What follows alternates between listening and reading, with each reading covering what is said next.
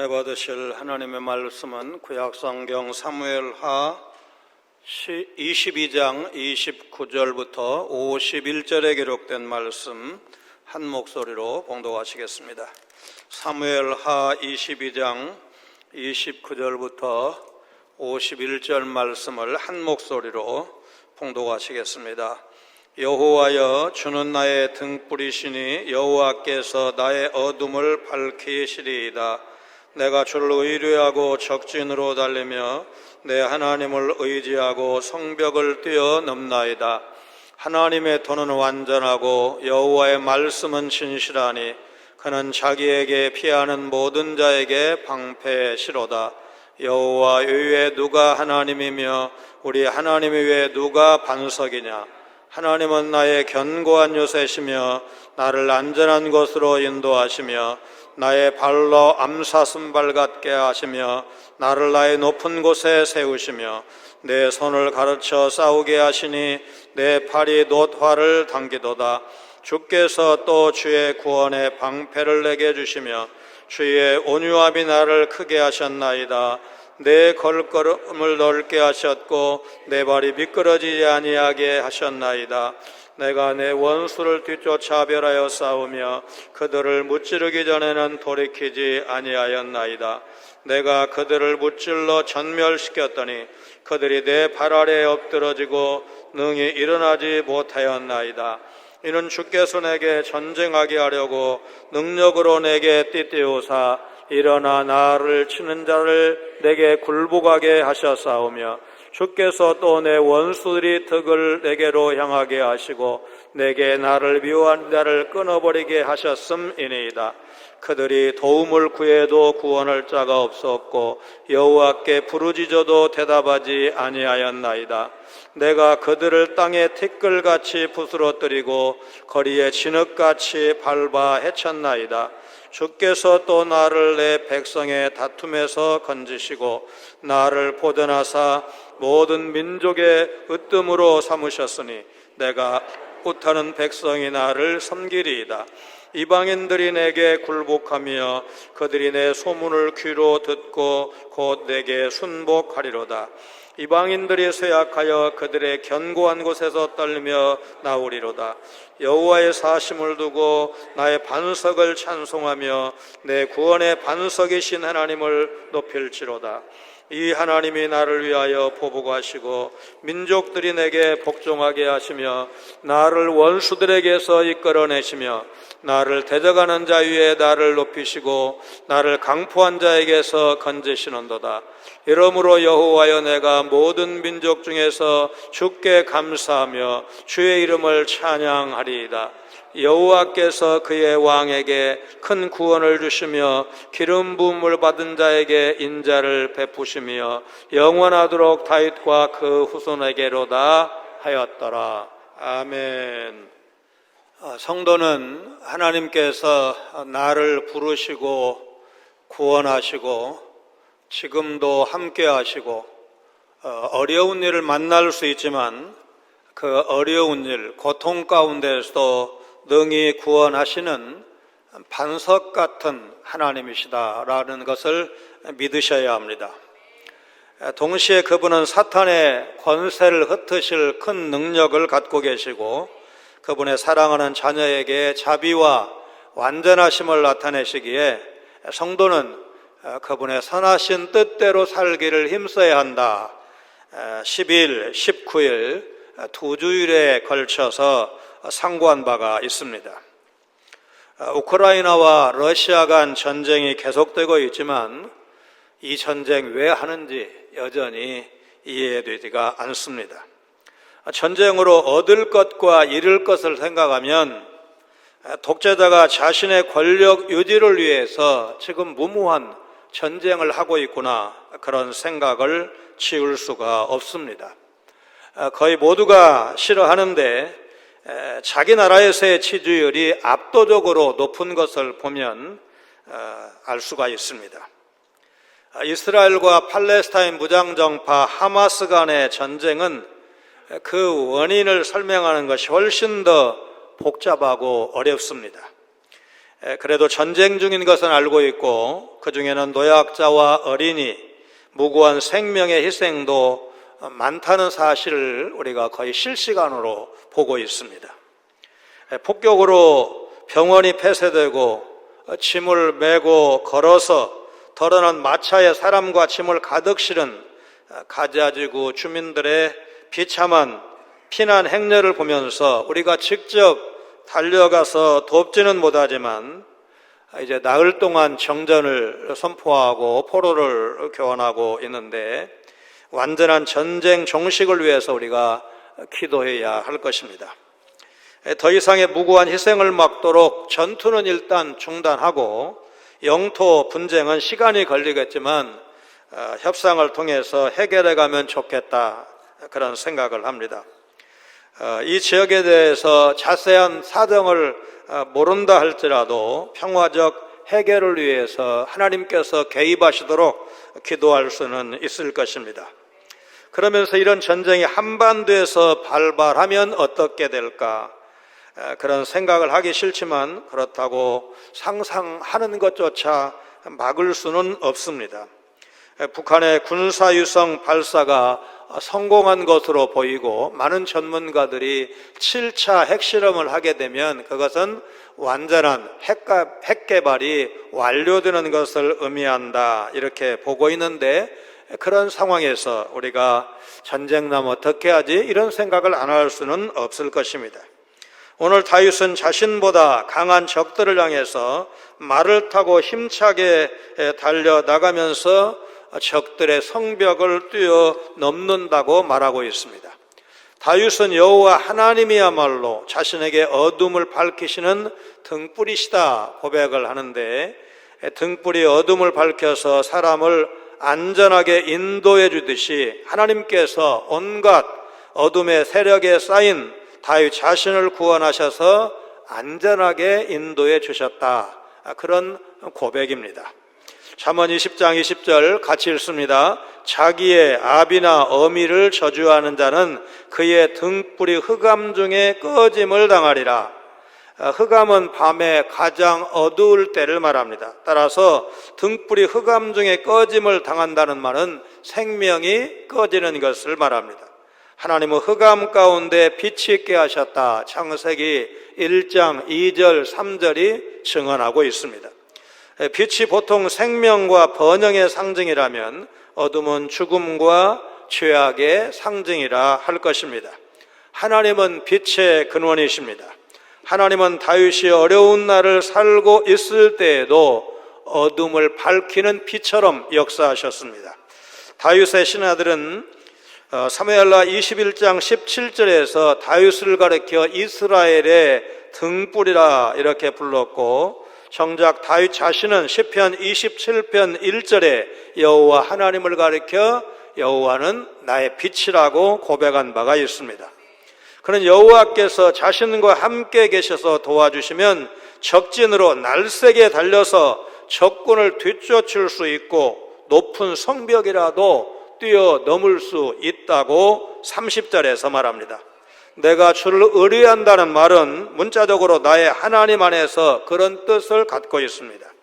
성벽은 적군의 최후 보루를 말한다 할 것인데, 나의 하나님이 나와 함께 하시면 그 높은 성벽도 넘을 수 있다는 것이 다윗의 고백입니다.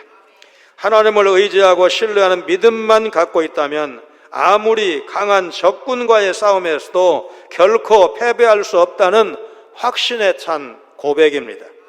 하나님을 향한 다윗의 절대적인 신뢰는 어디에서 온 것일까요? 여호와 하나님의 도와 하나님의 말씀에 그 해답이 있습니다. 여호와 하나님의 도는 완전하고 흠이 없으며 그분의 말씀은 진실하시다. 여기 진실하다는 말이 전에 보던 개역 한글 성경에는 정밀하니 이렇게 되어 있었습니다. 보석을 정련하다, 그런 뜻으로 시편 19편 7절이 말씀한 것처럼 하나님의 말씀은 완전 무결하다, 그런 뜻입니다. 다윗은 시편 12편 6절에 같이 읽습니다. 여호와의 말씀은, 시편 12편 6절입니다. 안 했어요? 여호와의 말씀은 순결하며 흙 도가니에 7번 단련한 은같도다. 그렇게 이제 하나님의 말씀이 완벽하다고 노래한 적이 있습니다. 하나님은 그분께 피하는 모든 자에게 방패가 되시는 분입니다. 언약을 받은 다윗이 사무엘하 7장 22절에 그런즉 주 여호와여 주는 위대하시니 이는 우리 귀로 들은 대로는 주와 같은 이가 없고 주 위에는 신이 없음이니이다. 이제 그가 드렸던 은혜 언약을 받고 드렸던 감사 기도의 한 구절처럼 오늘 본문 32절에서도 오직 그분만이 구원의 반석이 되시고 하나님 외에 다른 신은 없다고 말씀하고 있습니다. 다윗은 여호와 하나님이처럼 견줄 데 없는 분이심을 강조하기 위해서 32절에서 두 개의 수사학적인 질문을 던지고 있습니다.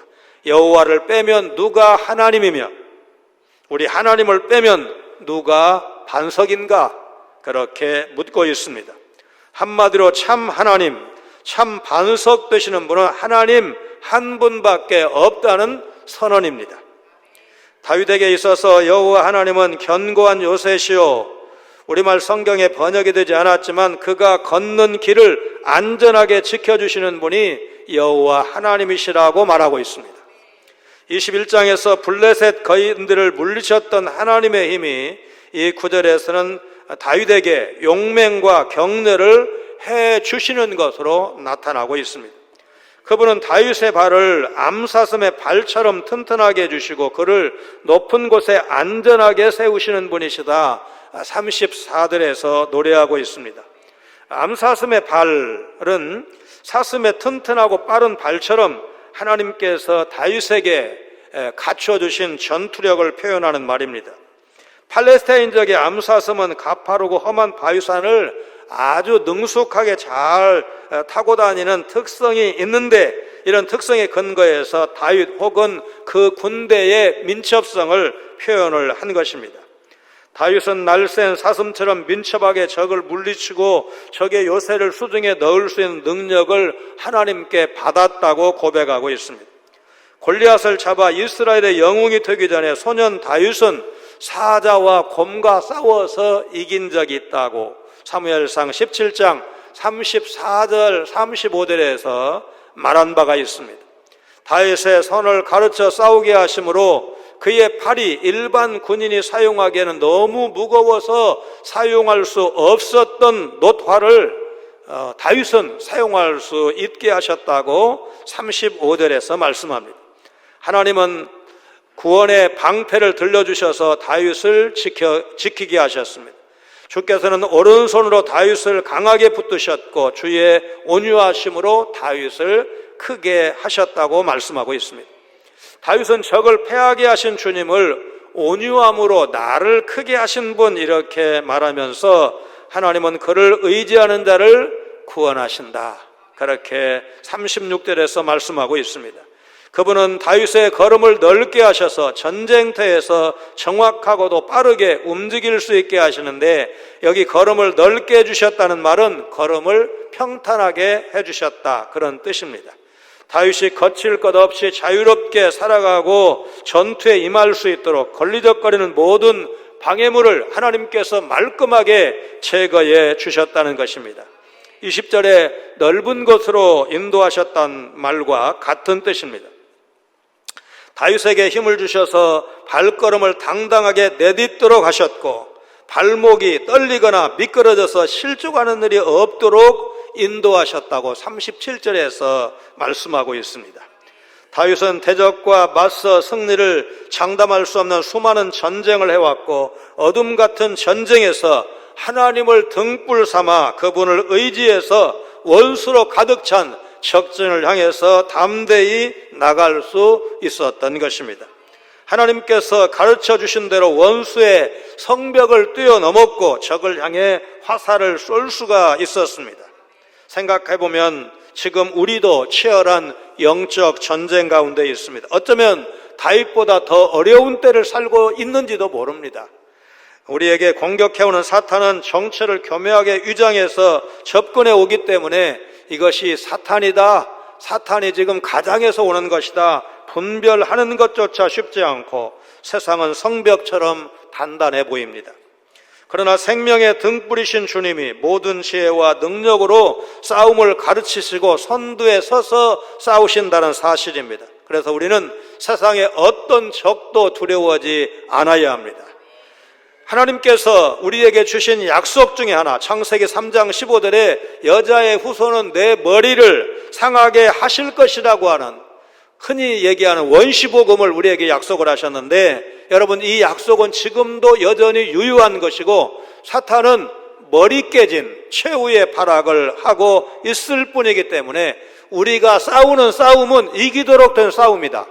이기도록 된 싸움에 주님과 함께 말씀을 붙들고 나가면 반드시 이긴다는 것, 여러분 믿으시기를 주의 이름으로 축원합니다.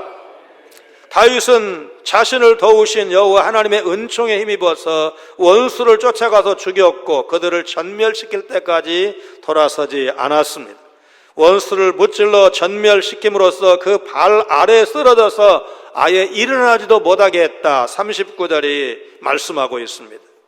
다윗이 이처럼 놀라운 승리를 얻을 수 있었던 것은 여호와께서 전쟁을 승리로 이끌 수 있도록 그에게 능력으로 띠를 띄우시고, 여러분 지금처럼 잘 아주 디자인된 그런 군복이 아니고, 여러분 중동 사람들 지금도 너무 더우니까 말하자면 바람이 통할 수 있도록 펑퍼짐한 옷을 입잖아요.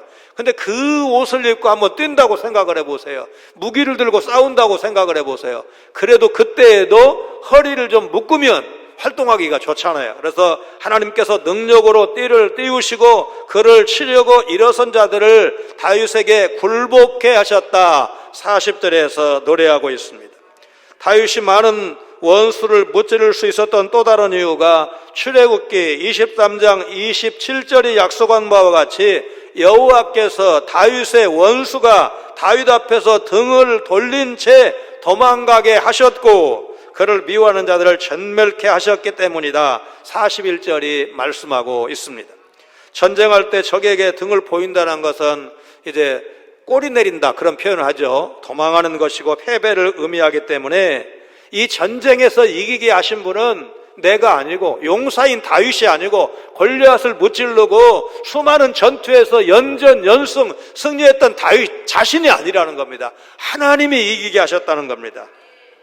주어가 하나님입니다. 다윗의 원수들은 아무리 주변을 둘러보아도 그들을 구원해 줄 자가 하나도 없었고 여호와께 부르짖어도 끝내 응답하지 않았다. 42절이 말씀하고 있습니다.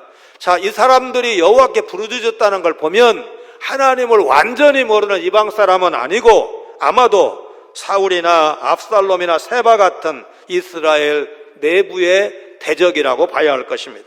사울은 사무엘상 28장을 보면 블레셋과 마주쳤을 때 두려워했고 하나님의 뜻을 알기 위해서 계시를 구했지만 아무런 계시 우림으로도 어떤 것으로도 응답받지 못하자 자신이 추방했던 신접한 여인을 변장하고 왕복이 아니라 평복을 입고 신접한 여인을 찾아가는 것을 우리는 기억하고 있습니다.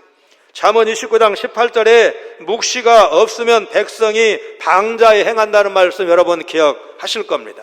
사울이나 반란자 압살롬과 세바 모두 엘리야 앞에 바알 선지자들처럼 응답을 받지 못한 것은 그들이 하나님을 대적하고 악을 행했기 때문이다. 성경이 말씀하고 있고 잠언 1장 28절로 30절 말씀 같이 읽습니다.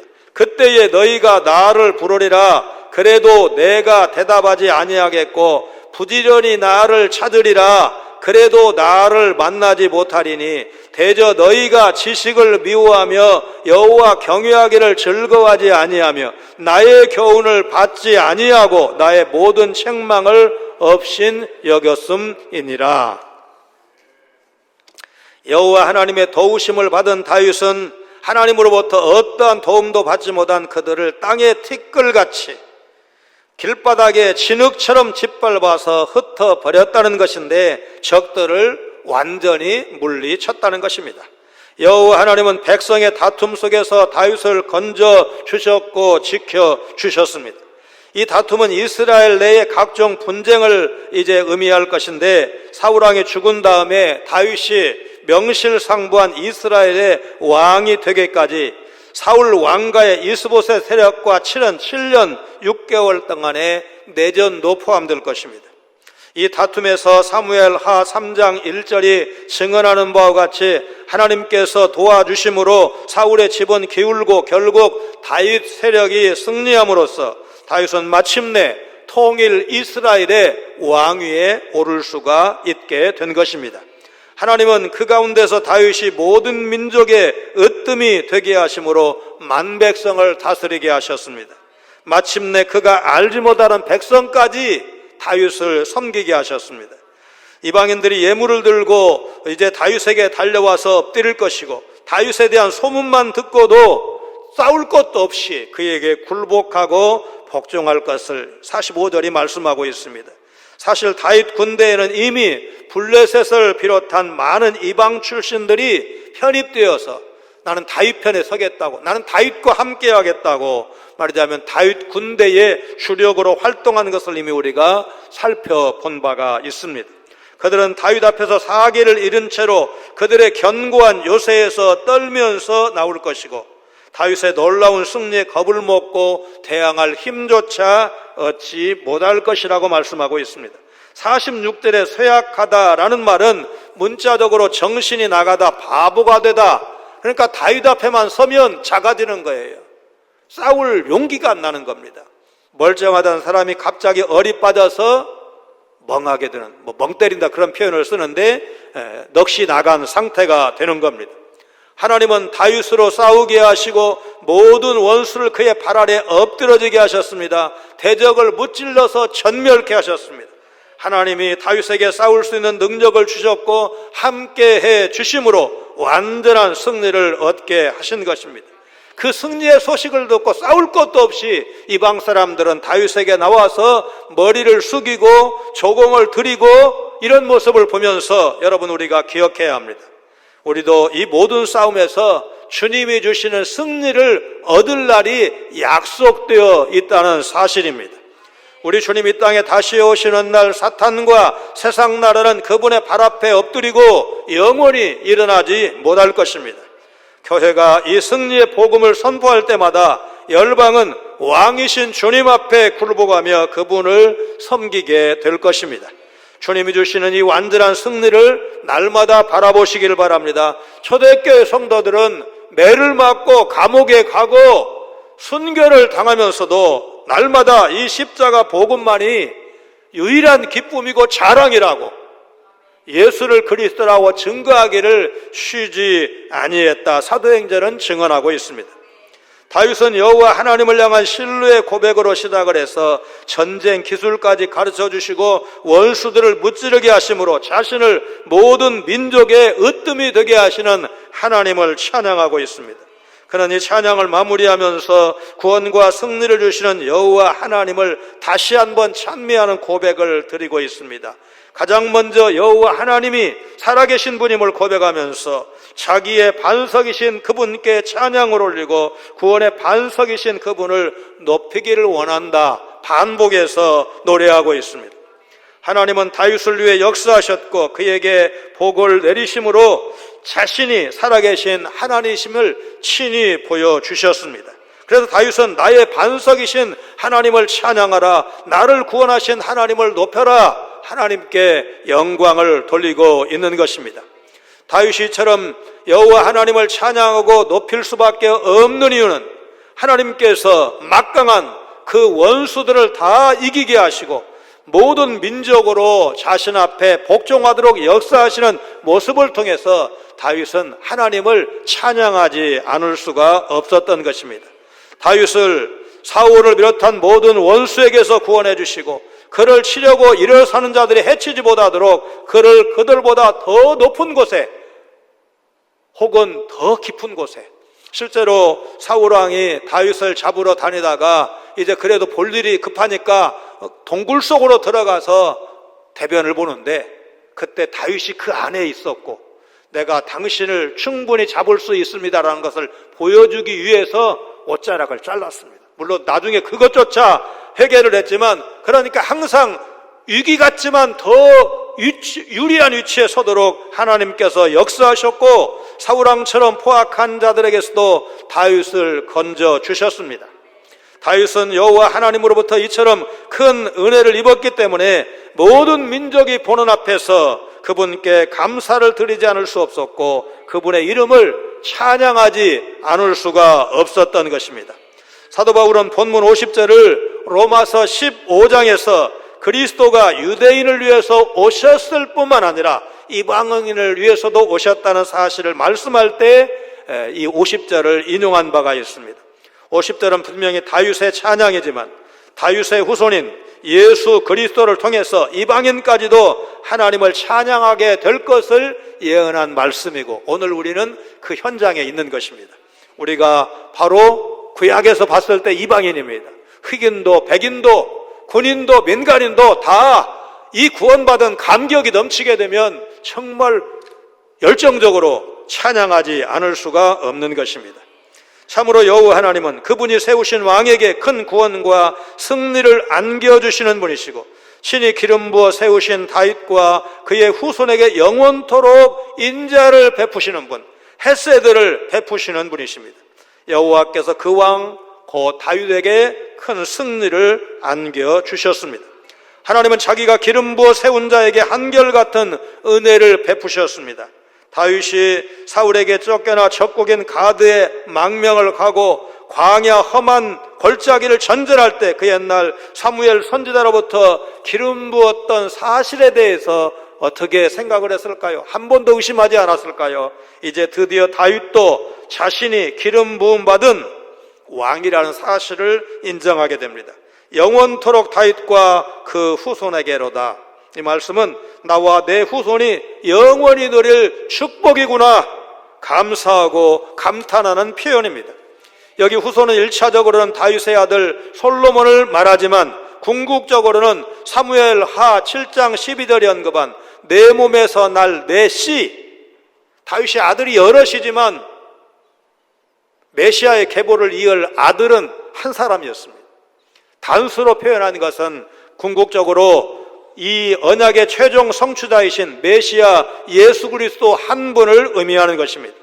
결국 다윗은 이런 하나님의 은혜 언약의 근거에서 이와 같은 구원과 감사의 찬송을 만방에 부르지 않을 수가 없었던 것입니다.